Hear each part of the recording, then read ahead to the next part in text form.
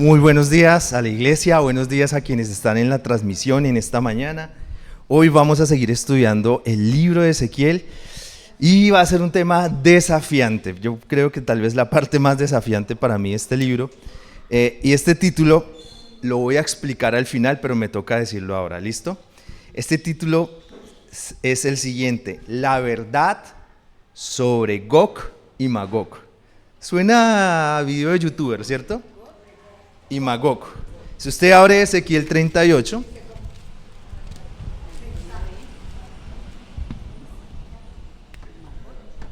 el título dice Mensaje contra Gog, ¿sí? ¿Alguien sabe quién es Gog? Todos sabemos quién es Goku, sí, pero nadie sabe quién es Gog. Entonces, Gog y Magog. Entonces, no sé si han visto videos en YouTube, no sé, la verdad sobre Transmilenio, no sé, se me ocurre. La verdad sobre la ley yo no sé qué.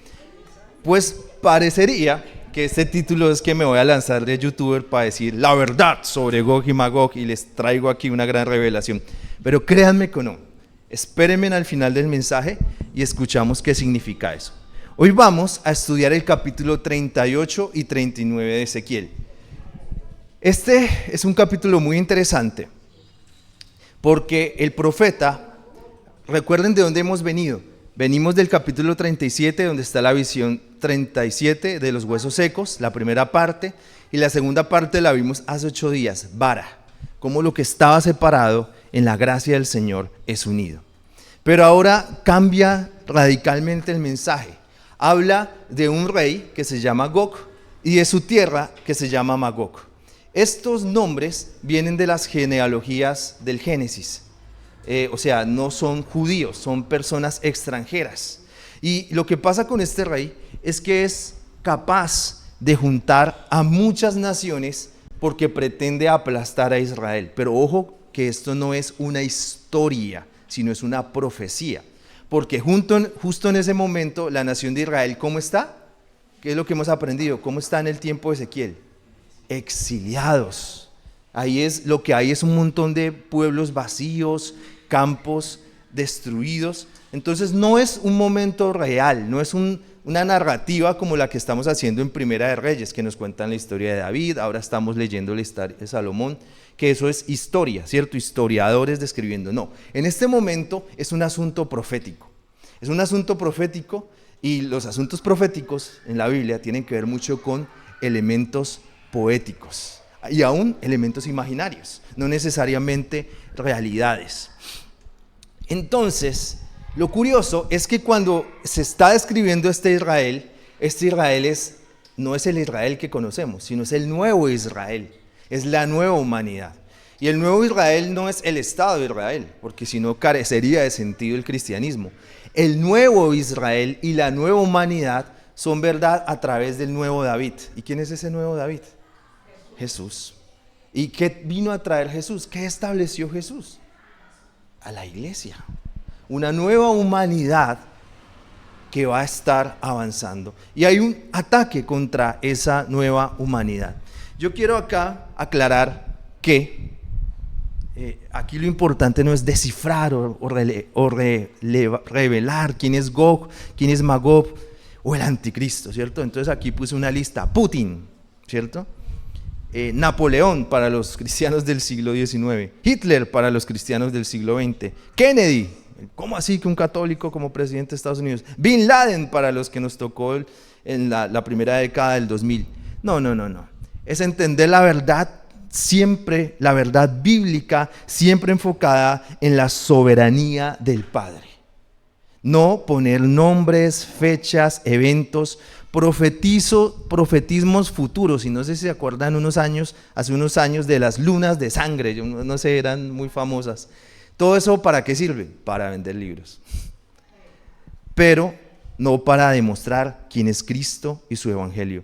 La Biblia no se hizo para asustar, porque el miedo es una herramienta muy potente para manipular masas y votantes. Lo que yo pretendo no son cambiar tus preferencias personales, porque yo sé que mucho del contenido cristiano en la social media es de este tipo. ¿Por qué? Porque yo veo en las cartas del apóstol Pablo que el apóstol Pablo no les está diciendo no hagan esto, no hagan lo otro, sino que le expone el evangelio, expone principios para que los principios, quienes los tomen, cambien conductas. Pero esta es una iglesia donde no hemos decidido, no, Gustavo, mira, camisas grises con azul no, tienen que ser camisas verdes. Mire, él sí sabe que son camisas verdes.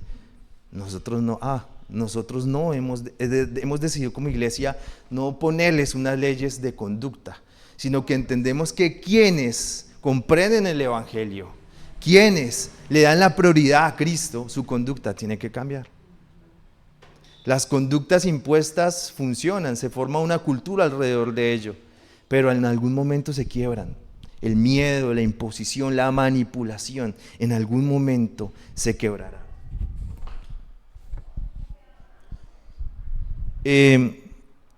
Entonces, quiero que conozcan mi corazón en esta mañana. De ninguna manera yo le escribiría a Raúl, que es mi amigo. Raúl le gusta escuchar es que no quiero dar nombres, vamos a decir a Pachito López, listo. Entonces va a escuchar a Pachito López. Entonces yo le digo, Raúl, ¿usted por qué está escuchando a Pachito López? No escucha a Pachito López. Eso, menos. Yo no puedo hacer eso, porque es que Raúl es un adulto. Yo no puedo decirle a un adulto qué tiene que hacer o qué no tiene que hacer. Me cuesta con mi hija. Entonces ahora imagínese con un adulto decirle qué tiene que hacer y qué no tiene que hacer. Una iglesia no está para decirle a la gente qué hacer o qué no hacer. Si ustedes ven, nosotros no vamos a ningún evento ni nada, aunque yo tengo relación con los pastores, una buena relación, pero estoy seguro que muchos de ustedes sí han ido a los eventos. ¿Y cuál es el problema? O sea, qué bendición. Yo lo que pretendo comentar en esta mañana es mi responsabilidad y lo que yo quiero, no solo mi responsabilidad, sino que lo que yo quiero, que es comunicar la Biblia con fidelidad y sobre todas las cosas que conozcamos y que vivamos a Cristo y su evangelio. La explicación general la voy a dar de una vez para no quitarle tanto misterio a esto e ir al texto, que es lo importante. Es que Gog y Magog son la maldad global que una y otra vez se reencarnan. Si usted fuera un cristiano del siglo VI, Gog y Magog serían el volcán de Islandia que estalló, que bloqueó toda Europa, que provocó un invierno de casi un mes y las respectivas plagas por escasez, y murió casi el 25% de la población. ¿Se imagina la muerte del 25% de la población? Y eso pasó. Gog y Magog fueron los mongoles, fueron la invasión musulmana sobre España y Portugal, la peste española, realmente era norteamericana, pero bueno, la peste española que provocó en Bogotá, datos históricos, en Bogotá los desfiles funerarios y la gente se caía y se moría. O sea, enfermedades realmente desastrosas. Gog y Magog no solamente son las enfermedades, las guerras y esto, sino también es este mundo caído que una y otra vez muestran su rebeldía contra el Padre. Ideas, tal vez gobiernos, tal vez proyectos, empresas, tantas cosas que una y otra vez se oponen a quien es Cristo. Y nos encanta ver a Gog y a Magog como lo que son, una cosa ahí externa, que si usted lee el texto, que es lo que vamos a leer, pues el Señor lo resuelve, gana la batalla, los aplasta y los quema. Ya, o sea, no es que casi le ganan al Señor, en ningún momento iban a ganar. Así como cuando Millonarios le ganó a Nacional en la final, jamás Nacional iba a ganar, pero algo así. De verdad que ustedes son del Valle, perdón. Entonces, jamás y Satanás iba a ganar. Pero fíjese que ese espíritu del anticristo también puede estar en nosotros. Porque cada vez que tenemos una actitud de juicio, de rebeldía, de quebrar la relación, de no dar el brazo a torcer en nuestras casas, de hacer algo deshonesto, ¿es de Cristo o del anticristo? Porque siempre nos pensamos que el anticristo está relacionado como con temas del fin y eso. Y no, siempre ha estado en acción. Siempre ha estado en acción el espíritu que se opone a Cristo. Ahora vamos al texto, que es lo importante. Me va a tocar apagar esto. Listo, vamos al versículo 14.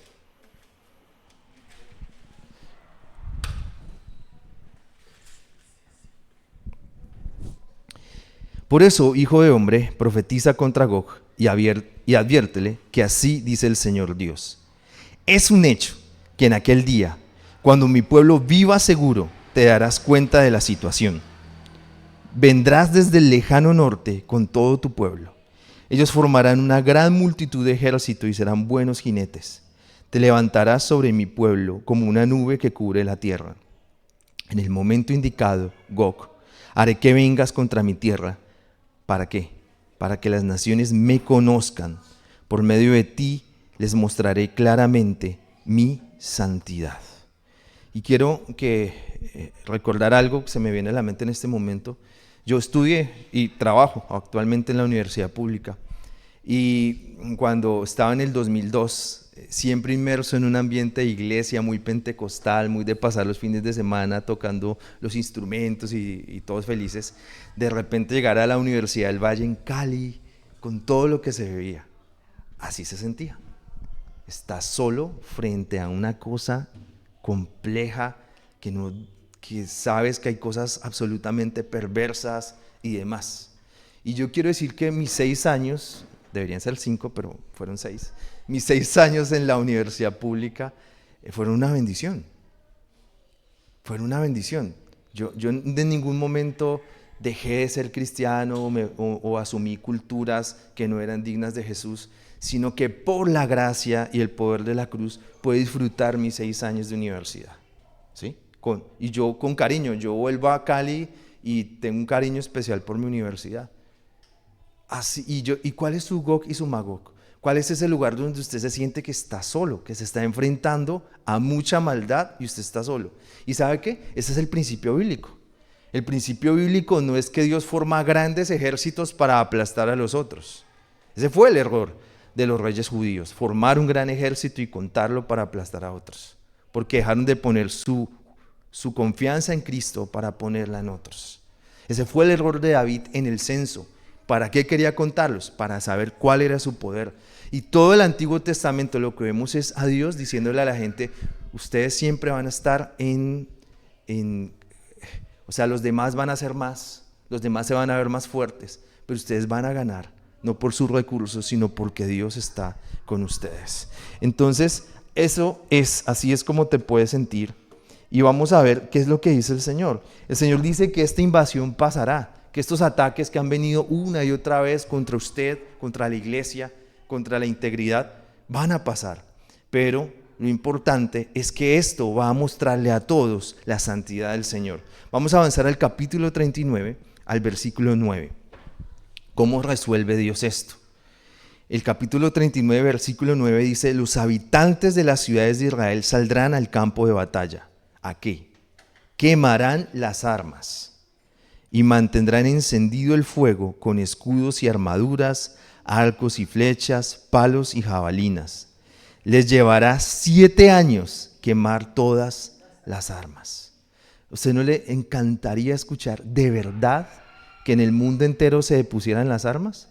No estos arreglos que se han hecho toda la vida, estas negociaciones donde unos ganan y pierden, no, sino el triunfo absoluto del Señor sobre la violencia. Eso es la razón por la que la iglesia anhela que Cristo venga otra vez, porque en el reino completo de Jesús esto desaparecerá. Dice, no tendrán que acarrear madera del campo ni cortar ningún árbol, porque usarán las armas para el fuego. Saquearán a sus saqueadores y despojarán a sus despojadores. Esto es lo que ha decidido el Señor Dios. En aquel día abriré un sepulcro para Gog en Israel, al oriente del mar, en el valle de los viajeros. El sepulcro bloqueará el camino de los viajeros. Allí los israelitas sepultarán a Gog y a su ejército y le cambiarán el nombre por Valle de las multitudes de Gog. El pueblo de Israel tardará 7 meses para sepultarlo, para purificar la tierra.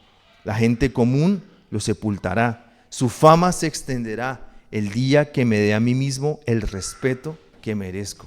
Claro, Gog y Magog es para que haya una victoria y la iglesia se vanaglorie que somos muy capaces, que tenemos los recursos. ¿Para qué es esta batalla? ¿Quién se llevará la gloria al final? Dios, el Señor. No dice que salió Israel y los venció en la batalla, dice que el Señor los venció e Israel sale ¿a qué? A limpiar, a servir. Así que usted y yo tal vez piensen en aquella situación tan compleja que usted está enfrentando en ver la salvación del Señor en un ser querido, de pronto es imposible, como ese Israel de esta visión tenía que enfrentar a un enemigo imposible. La verdad es que usted verá a su enemigo derrotar. Recordemos que enemigos no son personas, ¿no? Sino estamos hablando de temas espirituales. Ese enemigo espiritual que impedía la salvación, que impedía el favor de Dios, usted va a ver ese enemigo destruido para ver a otras personas siendo salvadas y siendo sanadas. Vamos a seguir avanzando al versículo 14. Dice, habrá un grupo de hombres cuyo trabajo será separar a los muertos que todavía estaban en el suelo. Estos hombres sepultarán a los muertos que todavía estén en el suelo para purificar la tierra. Al final de 7 meses harán una inspección final del campo de batalla. Si alguno pasa por allí y ve un hueso humano, deberá señalarlo hasta que el grupo de sepultureros lo entierre en el Valle de los Viajeros. De hecho, el nombre del cementerio será el Ejército. Purificarán la tierra, tomando todo este tiempo para sepultar a los enemigos muertos. Vamos a avanzar al versículo 25, ¿vale? Sí, de ese mismo capítulo 39. Y yo quiero hablarles de un nombre que ya no es muy famoso, un nombre con el que nos podríamos identificar como cristianos. Aquí en Colombia se nos conoce como cristianos, ¿cierto? Los cristianos. Pero pues la verdad, los cristianos católicos, los cristianos ortodoxos, los cristianos luteranos, los cristianos, o sea, cristianos hay muchos. Pero hay otros 2 nombres que se nos han olvidado y de pronto suenan hasta raro. El segundo es evangélico. Evangélico suena raro, ¿cierto? Uno siempre se imagina a un señor rígido, con una corbata, con la Biblia debajo del brazo. Uno ve a Raúl y dice, no, ese no es evangélico. O ve a este pastor. Si ustedes toman una imagen aquí, ¿quién sería el pastor? Él sería el pastor, ¿cierto? O el señor que está en la puerta sería el pastor, pero yo no, ¿cierto? Yo no. Créanme que hoy me iba a poner una camisa y dije, ay, no está planchada, solo tengo una mano. Listo, sigamos. Entonces, el asunto es que el evangélico no es eso. Señor aburrido de corbata que se la pasa juzgando a todos. Sino la palabra evangélica es preciosa porque significa que tu cristianismo está ligado al evangelio. Y el evangelio es algo muy potente. Es algo que transforma vidas. Para mí es tan, solo de adultos, así, para mí es tan importante. ¿Qué es esto? Todos en esta iglesia tienen este tatuaje. No, mentiras, ya los nuevos se asustaron. No, este es mío, ¿vale? Nadie más en esta iglesia está tatuado. Entonces, para mí es tan importante el evangelio. Yurani se asustó. Esto, para mí es tan importante. No, es mentira, Yurani. ¿Listo? No es verdad. Tranquila. Para mí es tan importante el evangelio porque es la buena noticia. Las modas van a pasar. En los 90 hubo una época que todo el mundo se reía. Luego en los 95 llegó Marcos Witt y todo el mundo tocábamos piano. Yo todavía. Nos poníamos gafas. ¿No se acuerdan que yo tenía gafas? Las gafas no servían, era solo para el show. Nos poníamos corbata, ¿cierto? Ahora en los 2000 todo el mundo tocamos Hillsong, nos ponemos jeans, tocamos guitarras, y quién sabe qué va a pasar. De pronto en 20 años todo va a ser trap, no sé, ¿cierto? Pero esas modas van a pasar, pero el evangelio no va a pasar. Y la vida de un cristiano debe estar alrededor del evangelio. Y hay un tercer nombre, porque cuando yo era pequeñito le decía a mi mamá, ¿qué somos nosotros? ¿Católicos? No, tú eres cristiano, apostólico romano, no, tú eres cristiano, evangélico, trinitario. Y la palabra trinitaria sí que es importante, porque el cristianismo es trinitario. El cristianismo, y lo vamos a evidenciar aquí en Ezequiel 39:25. Por lo tanto, dice el Señor Dios, ahora restauraré la suerte de Jacob. Tendré compasión de la familia entera de Israel. Le mostraré la pasión que siento por mi nombre santo. Cuando regresen a la seguridad de su tierra, donde no hay nadie a quien temerle, entonces se olvidarán de su vergüenza y ya no se rebelarán contra mí. Esto sucederá cuando los haga volver de las naciones extranjeras y los reúna entre los países de sus enemigos. Entonces yo mostraré mi santidad entre ellos a la vista de las naciones. cuando los traiga entre las naciones y los reúna de nuevo en su tierra, sin dejar a nadie. ¿Sin qué? Sin dejar a nadie. No, es que es demasiado pecador. O es demasiado aleluya. No importa, sin dejar a nadie. Entonces sabrán que yo soy el Señor su Dios. Y yo, quien he derramado, ¿qué, por favor? Mi espíritu sobre ellos. Ya no me apartaré de ellos. Es la decisión del Señor Dios.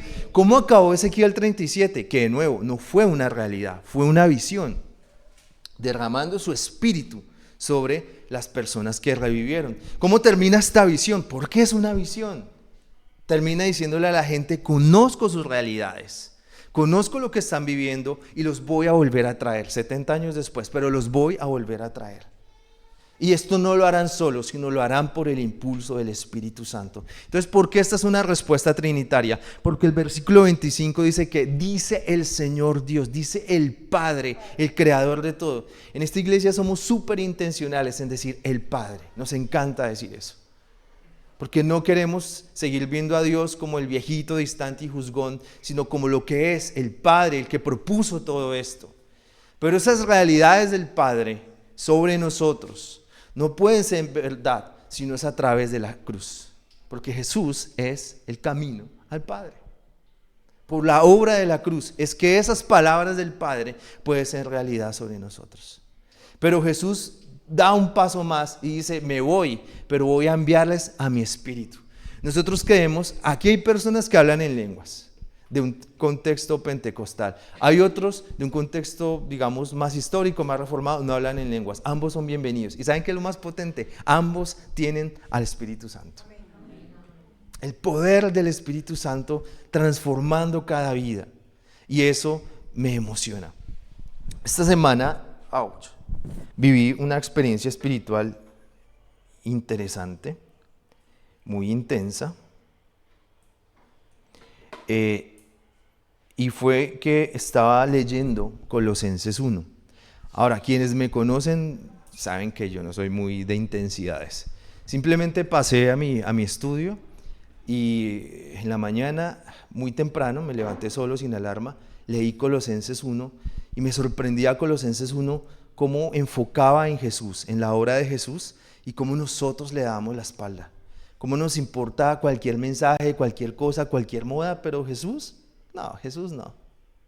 Y ayer, y entonces, de repente, escuché Isaías 53. Hay un grupo una cosa que se llama Street Lights, que es la lectura de versículos de la Biblia. Ellos originalmente son norteamericanos, entonces, cuando es una voz afro leyendo Isaías 53 con unos beats de fondo, es genial.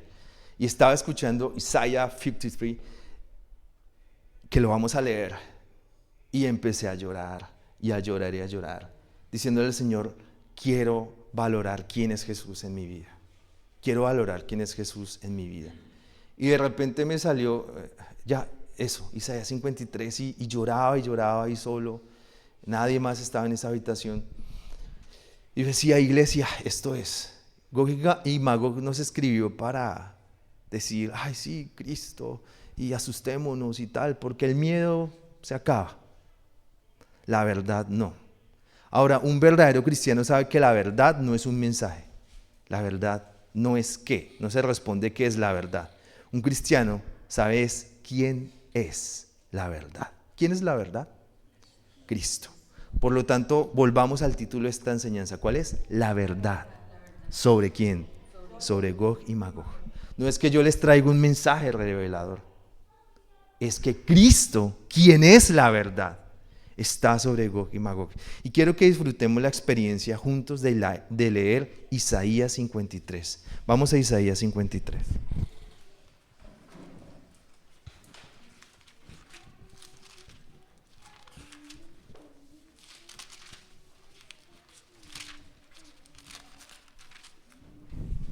¿Qué tiempo dice? Listo. Isaías 53. Y es que como empieza ya le rompe uno el alma. ¿Quién realmente creyó lo que oímos? ¿Quién vio en ello el gran poder del Señor? creció delante de Dios como un retoño, como una raíz en tierra seca. No había en él hermosura o majestad como para que nos fijáramos en él. No había en él nada atrayente como para que nos gustara. La gente lo despreció y hasta sus amigos lo abandonaron. Era un hombre lleno de dolores. ¿Conoces a alguien lleno de dolores? Yo no, solo él. Y conocedor del sufrimiento. Como alguien a quien otros evitan. Lo despreciamos y no pensamos que fuera alguien importante. Verdaderamente Él soportó todos nuestros sufrimientos y cargó con nuestros dolores. Aunque nosotros pensamos que Dios lo había castigado, golpeado y afligido, en realidad Él fue traspasado debido a nuestra rebeldía. Fue magullado por las maldades que nosotros hicimos. El castigo que Él recibió hizo posible nuestro bienestar. Sus heridas nos hicieron sanar a nosotros. Todos nosotros nos habíamos perdido como ovejas. Cada uno agarró su propio camino, pero el Señor cargó en Él todo el castigo que nosotros merecíamos. Lo trataron cruelmente y lo torturaron, pero Él se mantuvo humilde y no protestó.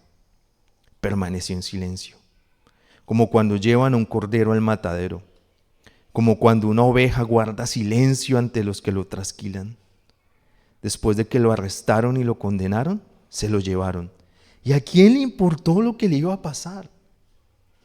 Porque a Él lo quitaron del mundo de los vivos, lo mataron por los pecados de su pueblo, lo enterraron al lado de criminales y en una tumba de ricos, aunque Él nunca fue violento ni engañó a nadie.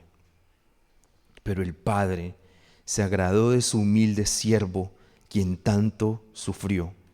Después de ser ofrecido como sacrificio por el pecado, Él verá a sus descendientes, alargará su existencia y la voluntad del Señor prosperará a través de Él. Después de ese terrible sufrimiento, Él verá la luz. Se sentirá satisfecho con todo lo que experimentó. Mi siervo, que siempre hace lo justo, salvará a muchos y cargará con el castigo que merecían las maldades de ellos. Por lo tanto, yo haré que esté al lado de los grandes y que comparta el botín con los poderosos, porque Él se entregó voluntariamente a la muerte. Fue tratado como un criminal, pero en realidad Él cargó sobre sí el castigo que muchos merecían. Ahora Él está ante mí, ante el Padre, intercediendo por los pecadores. Ese es Jesús. Esa es la verdad sobre Gog y Magog. La verdad sobre cualquier maldad, cualquier desafío que el enemigo quiera traer, sobre cualquier moda que quiera venir, cualquier nuevo profetismo. La verdad, Jesús. No hay nada más grande que Jesús. No hay nadie más grande que Jesús. Y si en nuestras vidas como cristianos la importancia de contemplar la cruz, de humillarnos ante Él y decirle, he vivido, aquí la mayoría llevamos años siendo parte de esta iglesia o en el cristianismo, y decirle, Señor, no importa los años que yo lleve como cristiano, quiero conocerte más. No me importa, y quiero que sea así como esa madrugada. A mí yo no vi nada, a mí nadie me buscó, ese día no era más santo, simplemente me senté y ¡pum! Cayó. Ese es el Espíritu Santo. El Espíritu Santo no depende de nuestras manipulaciones, sino de lo que Él quiera hacer. Por eso en este momento vamos a cerrar. Agradecemos a las personas que están en línea. Les agradecemos, les bendecimos su semana. Y aquí vamos a continuar celebrando la cena del Señor, ¿vale? Entonces, gracias, bendiciones y una feliz semana.